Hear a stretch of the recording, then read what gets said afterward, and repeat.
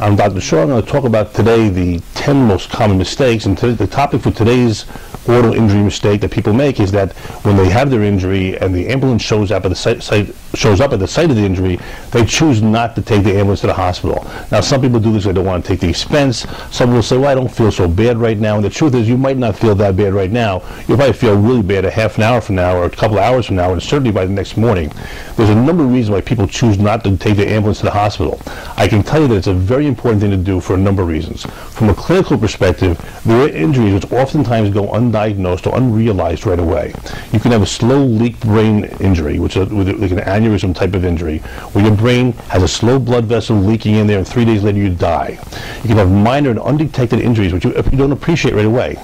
Another perspective, which might not be clinical, but it's important to know, is that the severity of the injuries is documented by how you treat the injury immediately after the injury.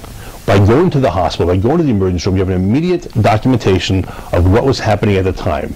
It's something your lawyer could use to help document the severity of the injury and why it required going to the hospital. And also, it'll give a baseline of information. It might be radiographic information or just clinical information from the emergency room physician that your treating chiropractor could use immediately to make an assessment of what your status might be for the future. Both of these aspects are very important. Not going to the hospital by ambulance, if it's available to you and if it's necessary, is a big mistake. Give us a call. We'll be happy to help you with your injuries.